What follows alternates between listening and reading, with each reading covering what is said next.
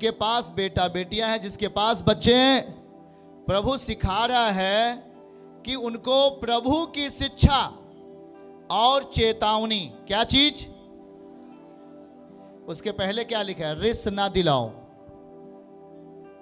अगर एक बेटा बेटी जवान हो गए, बेटा जवान हो गया, उसका शादी हो गया, अब बहू आ गई, हाँ?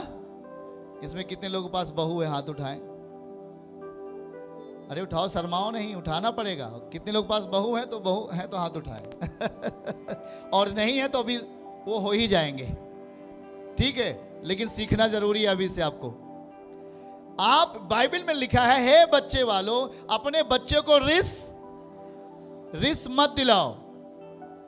रिस दिला रहे हो। जो जिंदगी आप माता पिता पति पत्नी के रूप में रहकर जिया, कभी आपने परमेश्वर के वचन को अपनी जिंदगी में आदर नहीं किया, ऐसा पति पत्नी, ऐसा माता पिता, आज जब उनके पास बहू आता है, घर में आ गया, तब कैसा व्यवहार होगा? जब खुद पति और पत्नी परमेश्वर के साथ नहीं जिए, खुद यीशु मसीह के साथ नहीं चले, परमेश्वर के भय में नहीं जिए, आज जब बहू आ गया तो वो माता पिता उद्धार में नहीं है, ना ही तो मां है ना ही तो पिता है। किस तरीके का व्यवहार करेंगे उस बहू से? याद रखो, जो बहू बन के आता है उसको कुछ भी मालूम नहीं रहता घर का कैसा क्या है, पर वो फर्स्ट बार जब वो आते, जब वो अपनी जिंदगी को अपने पति के साथ वो जीती है, तो कुछ बातें डिफरेंस होंगी, कुछ बातें अलग होंगी। बगल वाले को हाथ पकड़ के बोलो, कुछ बातें अलग होंगी। क्या होंगी? वो जो सास और ससुर है, कुछ बातें उनको अलग दिखना शुरू होगा, हाँ या ना? क्योंकि अब अभी तक तो आपके पास बेटा था, पर अब कौन आ गया? अब बहू आ गया ना, तो वो बातें डिफरेंस होंगी, कुछ बातें अलग होगी। याद रखना, जब एक परिवार है माता पिता, और जब माता पिता अपने बेटे का शादी करते हैं तो एक परिवार और बन जाता है। बनता है कि नहीं बनता? याद रखो कि उस परिस्थिति में वो माता पिता की एक बड़ी जिम्मेदारी होती है उस बहू और बेटे को संभालना। उस समय रिस मत दिलाओ। अगर आप आत्मा के साथ जी रहे हो तो वो भी अब एक पति पत्नी है, उन्हें भी जीने दो। पता लगा आप जिए, पर आप इस तरीके का व्यवहार कर रहे हो कि पति और पत्नी अलग हो जाए। आप ऐसा व्यवहार कर रहे हो कि पत्नी अपने घर चली जाए, मेरा बेटा हमारे पास ही रहे। ध्यान से सुनना भाई, ये चीजें हो रही तभी प्रभु कहने के लिए बोल रहा है। समझ रहे हैं कि नहीं? बहू आ गया, पता लगा कुछ भी बहू बोलती है, और सास जो है उसका दिमाग खराब है। सबका नहीं, आप लोगों का नहीं सोचो ये भैया हम ही को बोल रहे हैं क्या। आप लोग बहुत अच्छे जो सास की भूमिका निभा रहे हैं। कितने लोग सास की भूमिका निभा रहे हैं? हाथ उठाओ। सास, कितने लोग सास हैं? बड़े कम दिखाई दे रहे हो भाई। Okay okay okay. कुछ लोग मन मन में हम पर गुस्सा भी कर रहे हैं। ये देखो, हम ही को बोल रहे हैं, ये आज, ये हम ही को आज बता रहे हैं सब कुछ। हम आपको नहीं बता रहे, हम सबको बता रहे हैं। ये वचन है। आमीन। प्रियजनों, एक परिवार कैसे संपन्न होता है, ये प्रभु आइडिया आपको बता रहा है। याद रखो कि जो बहू पहली बार आई उसको कुछ भी मालूम नहीं है मेरी सास कैसे व्यवहार में है, कैसे क्या है। इसीलिए आज देखो, प्रभु में आज्ञाकारी बनो, यह उचित है। हे बालकों, हम यदि माता पिता के रूप में हैं तो पहले हमें आज्ञाकारी बनने की जरूरत है, हाँ या ना? जब आप मसीह के साथ हो तो आपके अंदर सहने की क्षमता है। बोलो, सहने की क्षमता है, क्षमा करने की क्षमता है। मान लो जो बेचारी अभी बहू बन के पहली बार आई घर में, उसे कुछ भी मालूम नहीं है, कुछ उससे गलत हो सकता है। सही है कि नहीं? कुछ भी उस बेटी से गलत हो सकता है। और जब गलत हो जाएगा तो गलत हो गया, सास उठी अपने रंग में, अंदर वाले क्रोध में, क्या गलत कर दिया तू, भाग यहां से, अपने घर जा। याद रखो ना, ये है उस माता पिता साथ सास ससुर को ये चलाए, तो वो बेटी जो जो वो भी एक बेटी है, अब वो हमारी बेटी है ऐसा मान करके हम उसे इस पद में से सिखाएं, हे बेटी प्रभु में आज्ञाकारी बन। ये हमें समझ देगा, आमीन बोलो। हमारा ये फर्ज नहीं, आप पति पत्नी के रूप में जी रहे हो, आज माता पिता हो, वो आपका बेटा भी पति पत्नी के रूप में जीने का हक है कि नहीं? आप उसे अलग क्यों कर रहे हो? बेटा सुना क्या है मम्मी? अरे सुना वो जो आई है, ये खराब कर दिया, वो खराब कर दिया, इसको भेज दो अपने घर जाए। अरे रे रे रे रे रे, अब कुछ नहीं तो एक वहीं पर उस और कोई व्यक्ति घर में, मान लो जो सास है उनकी बेटी है, वो भी हाँ भाभी ठीक नहीं काम कर रही है, इसको घर भेज दो अपने घर जाए। वाह रे वाह भाई वाह, बुद्धिमान लोग। पति पत्नी तुम तो अच्छी तरीके से जिंदगी जीकर यहां तक गुजार ली है, अब जब अगली पीढ़ी पति पत्नी के साथ जीना चाहती है तो तुमको जलन हो रही है। न समझ की आत्मा, परिवार को अलग करने की आत्मा। बताओ जरा, किसी बेटी को, किसी बहू को आप एक आत्मिक व्यक्ति हो, अगर उसे अलग करोगे क्या वो बदलेगी या बर्बाद हो जाएगी? बर्बाद हो जाएगी कि नहीं? वो आप एक आत्मिक व्यक्ति हो, अगर आप इस तरीके से व्यवहार करते हो, बहू गलती कर दिया, गलती कौन नहीं करता भाई? कौन इस दुनिया का व्यक्ति है जो गलती नहीं करता परमेश्वर को छोड़ करके? इसीलिए तो परमेश्वर धर्मी गिना गया। मनुष्य गलती करता है, पर अगर हम परमेश्वर के साथ जी रहे हैं, मसीह के साथ जी रहे हैं, तो हमारा आइडिया क्या है? हमारा आइडिया है कि कोई गलती कर दिया, माफ करो, फिर से मौका दो। हमारा आइडिया है मसीह में। याद रखना इस बात को, कोई बहू गलती कर दिया, बहू बन के आई है, तो उसको अपना बेटी जानो ना भाई। क्यों नहीं समझ रहे हो अपना बेटी? तुम अपने बेटी को तो सब कुछ देते हो, वो जो बेटी है उसके लिए तुम्हारे पास पैसा नहीं, उसके पास तुम्हारे पास प्रेम नहीं है। मैं गवाही बताता हूं, मेरी पत्नी बैठी हुई है, अगर कोई सामान, अगर वो चर्च में जब आती है, कोई सामान अगर यहां से खाने के लिए मिलता है तो दोनों बहुओं को यहां से लेके जाती हैं, अलग से, यहां से। वो एक आत्मिक मां है और एक मां भी है, और आत्मिक मां भी है। ये बात मैं आपको बताता हूं। अगर थोड़ा सा भी कुछ सामान मिला हुआ है, थोड़ा सा भी, सबको, जितने बच्चे यहां रहते हैं सबको देने के बाद उन दोनों का भी हिस्सा लगेगा। वो लोग घर पे, दोनों बहू में घर पे, उनका भी हिस्सा लगेगा। यहां से हिस्सा लेकर के वो जाती है।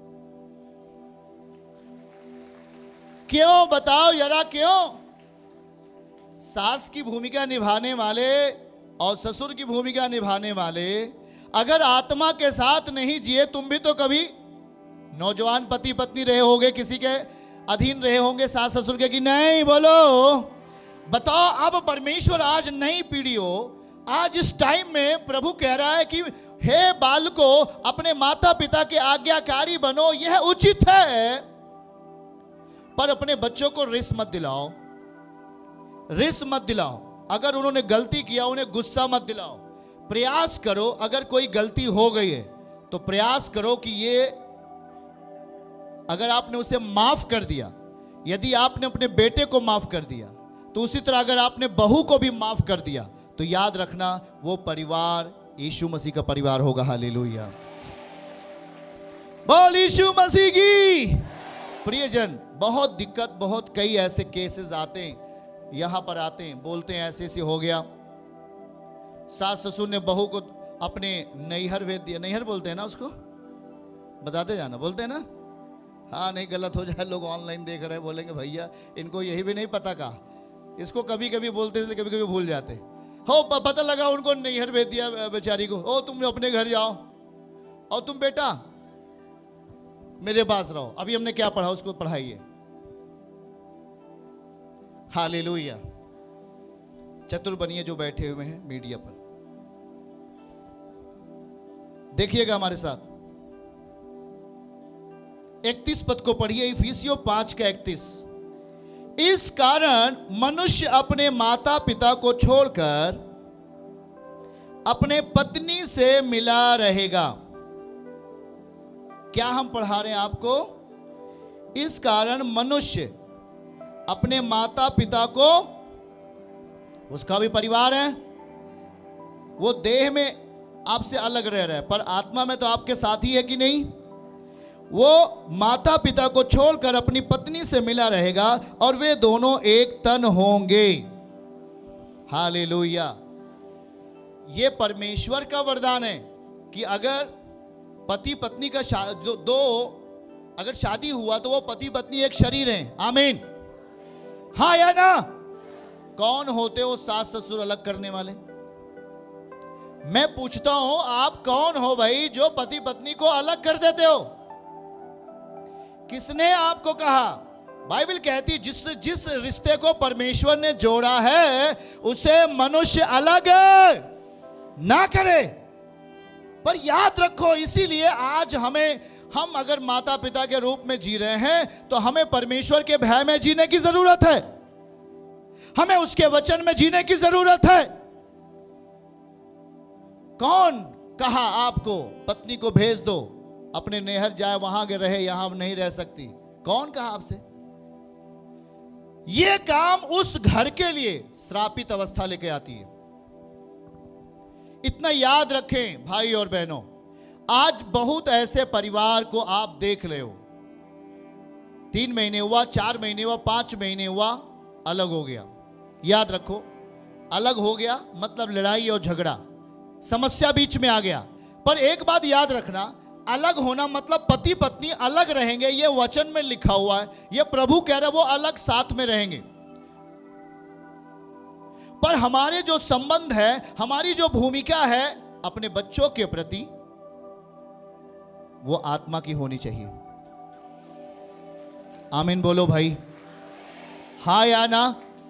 अगर आप अपने बच्चों को आशीर्वाद नहीं दे सकते तो किसे आप आशीर्वाद दोगे?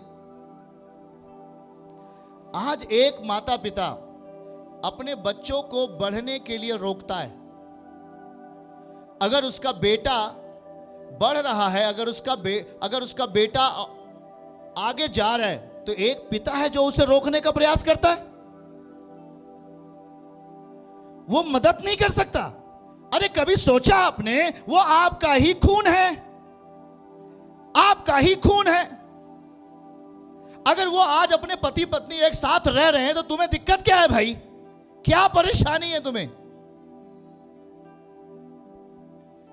प्रियजनों, हाथों को उठा के बोलो, आत्मा का समावेश मिलना चाहिए, आत्मा का रिश्ता मिलना चाहिए। ये वह परिवार जो एक माता पिता अपने बेटे को बढ़ोतरी नहीं दे सकता, ऐसा परिवार श्रापित परिवार होता है। तुम अपने निज बेटी के लिए इतना सब कुछ कर सकते हो, तुम अपने उस बहू के लिए क्यों नहीं कर सकते? हाथ उठा के भाई, हाँ या ना? याद रखो, अगर आप, यीशु मसीह ने कहा तुम सारे जगत में जाओ मेरा सुसमाचार सुनाओ। यीशु ने कहा मंदिर में खड़े होकर जाओ जीवन की बातें सुनाओ। अगर जितने लोग आज यहां माता पिता के रूप में हैं, सास ससुर की भूमिका निभा रहे हैं, मैं कह रहा हूं अगर आज से आप सही होते तो आपको देखकर हजारों परिवार सही होने वाले हैं। आमीन बोलो। याद रखना, मैं अभी बताया कि जैसे ही आप अपनी बेटे का शादी करोगे, एक डिफरेंस होगा, एक ऐसा बदलाव होगा परिवार में, क्योंकि अब जो बेटा आपके साथ रहता था पर वो अब अपनी पत्नी के साथ रहेगा। ये हक किसने दिया? बोलो, पिता ने। आमीन बोलो।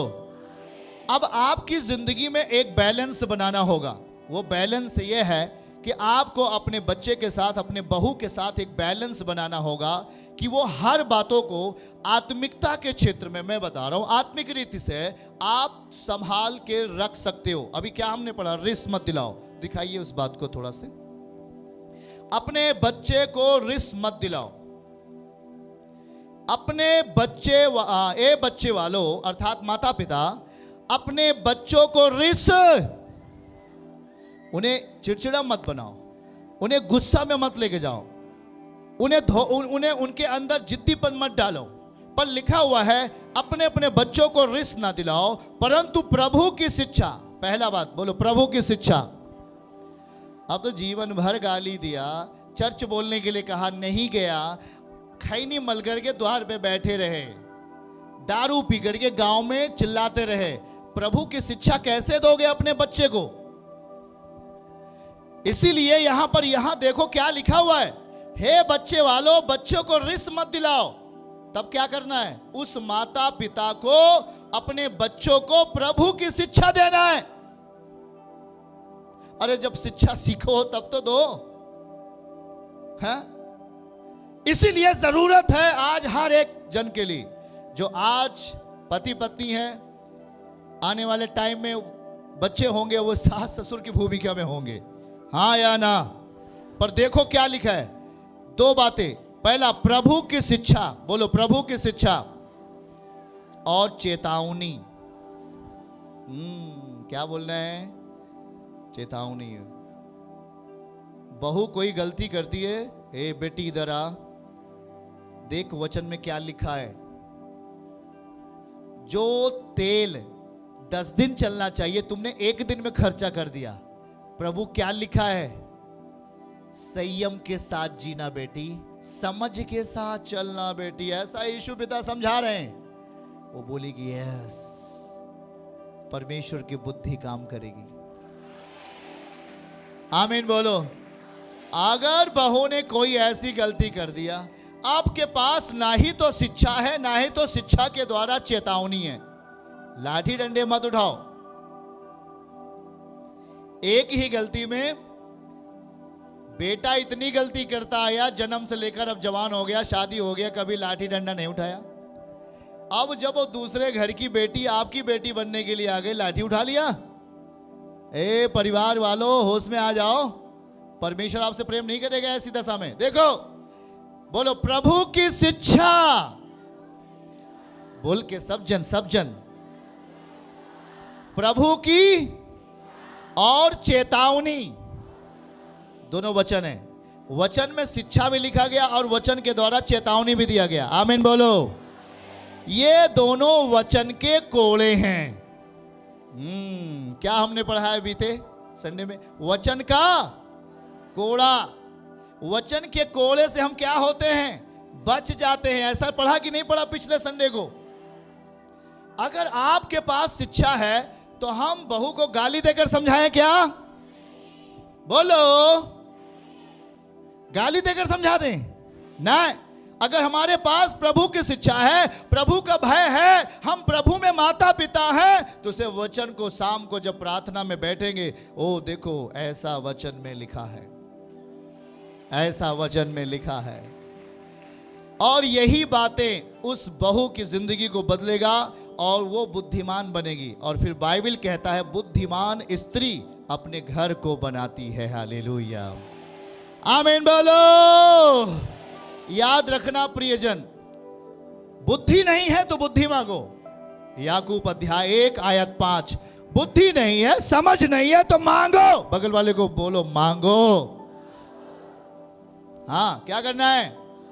पता लगा पति दिन भर में 400 रुपए कमा के लेके आता है, और जब पति अगले दिन वापस आता है तो बोलता है मैं 200 रुपए देना, थोड़ा सा काम है। आज क्या करें, मार्केट गई थी और वहां ये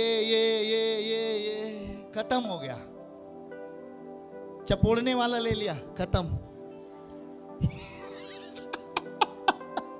पूरा इसी में कर ले लिया। अरे इतनी मेहनत से कमा के लेके आए, एक ही दिन में सब चपोड़ने वाला ले लिया क्या? क्या करे, पति बोलेगा कैसी पत्नी मिल गई। अब देखो, हमको शाम को जब प्रेयर में बैठना है तो हमें परमेश्वर के वचन को लेकर समझाना है, कह देना है बुद्धिमान स्त्री अपने घर को क्या करेगी। याद रखना भाई, अगर आप पति पत्नी हो तो बड़ा समझ के चलना पड़ेगा। एक मजदूरी करने वाला, एक मेहनत करने वाला जब पैसा कमा के लेके आता है, उसको पैसे की कीमत पता है।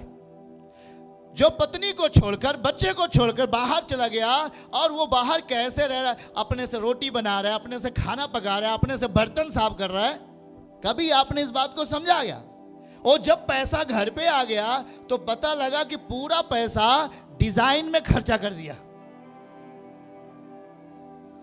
अरे क्या बताएं, वो पड़ोसी के पास उसका देखो, वो दीदी देखो बहुत एकदम अच्छा अच्छा कपड़ा पहनती है, वो बहुत सुंदर सुंदर कपड़ा पहनती है, और जब देखो वो अपने चेहरे पर लपोट के रखती है ढेर ढेर के, ऐसा हम भी ऐसा करेंगे। अरे बाप रे बाप, ये कौन सा है, ये इसके पास बुद्धि नहीं है क्या? अभी वहां पर सास की भूमिका इंपॉर्टेंट।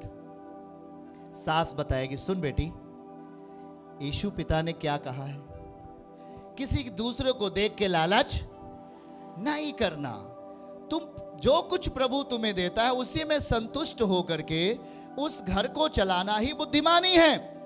हाँ या ना? ओहो, समझ रहे कि नहीं आप? अगर माता पिता प्रभु में है तो उस बहू को, उस जो घर संभालने के लिए आ गई, उसको वचन के द्वारा क्या देगा? पहला दिखाइए, शिक्षा। क्या लिखा है पहला? दिखाइए दिखाइए उस वचन को, शिक्षा। हमें गुस्सा नहीं दिलाना उसको, बोलो गुस्सा नहीं दिलाएंगे उसको, अलग नहीं कर देंगे तुरंत। क्या बोलना है? प्रभु की शिक्षा और चेतावनी देते हुए। चेतावनी का मतलब वचन से उसको समझाएंगे। आमीन। कैसे समझाएंगे? हाँ, कि बेटी देख देख तेरा पति कितना कमाने के लिए था, मेरा बेटा कितना मेहनत से कमा के लेके आता है। एक एक चीज का सही रीति से चलाना। याद रखो, जो परिवार को चला लेता है वो देश को भी चला सकता है। हालेलुया। जो घर को संभाल लिया वो और बाहर भी वो संभाल सकता है। इसलिए मसीहत हर शिक्षा को आपको देना चाहता है, और उसके पास ताकत है जो आपको अच्छी बातों को सिखाकर आपको बुद्धिमान बना सकता है। आमीन बोलो। तो हर एक व्यक्ति जो माता पिता नहीं बना है, जो माता पिता बन चुका है, जो सास ससुर नहीं बना है, वो बनने वाला है, हर एक के अंदर परमेश्वर का ज्ञान और उसकी बातें होनी चाहिए अंदर। और याद रखो, आपके घर में अगर बहू आ गया तो बहू के साथ में क्या है, घर में और कोई जैसे कि नंद बोलते ना उसको, घर में जो सास की बेटी है ना। अब जरा सोच के देखो इस बात को। कभी कभी आपने क्या किया, जो आपकी बेटी है उसको बहुमूल्य आपने उसको उठाया ऊंचे, पर जो बहू है आपने उसको नहीं उठाया। आपने क्या किया दोनों में? पक्षपात। बगल वाले को बोलो, हाथ मिला के, पक्षपात। क्या किया भैया? आपने अपनी जो ब्लड की बेटी है और आपने उससे बहुत प्यार किया। हाँ, तू मेरी बेटी है, तू मेरा बेटी है, तू ही सब कुछ करती है। अरे आपको पता नहीं कि वो बहू बनेगी एक दिन, वो भी किसी घर की क्या बनने वाली है।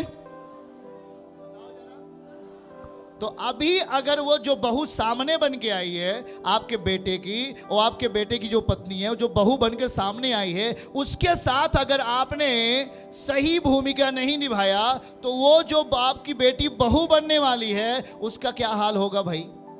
क्या हाल होगा? एक बात समझ लो, आपका बहू जो आया उसके साथ आपने बुद्धिमानी से या क्षमा याचना से या उसके साथ आपने खुदा के शिक्षा के साथ और परमेश्वर के वचन के साथ व्यवहार नहीं किया, नम्र दशा में नहीं रहा। पर जो आपकी बेटी है उसके साथ आपने बहुत प्रेम किया। ओ चलो तुम ही, अरे क्या वो आपके साथ रहेगी हमेशा? कौन हमेशा रहेगी? बहू। याद रखो, जितने यहां पर बैठे हो, आज नहीं तो कल आपके पास बहू होगा। हालेलुया।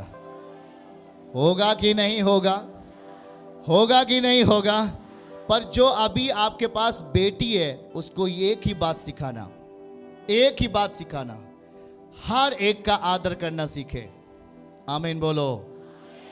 अगर आपने अपने को ज्यादा सम्मान दिया और जो दूसरे घर की बेटी बहू बनकर आई है आपने उसको नीचा देखा, तो आपके घर में शांति नहीं है। शांति नहीं है, याद रखना, शांति नहीं मिलेगी।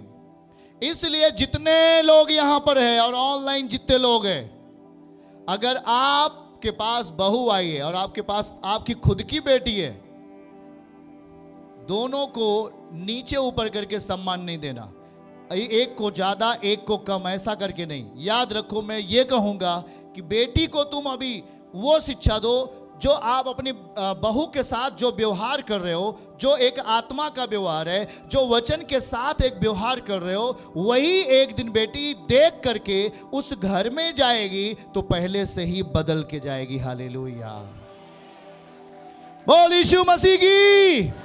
चर्च की सभी प्रार्थनाओं को और परमेश्वर के दास के द्वारा टीचिंग सुनने के लिए और अपडेट्स को जानने के लिए हमारे इस चैनल को सब्सक्राइब करें और साथ में बेल आइकन को दबाएं, ताकि जब भी लाइव प्रार्थना हो तो सबसे पहले आप देख सकें।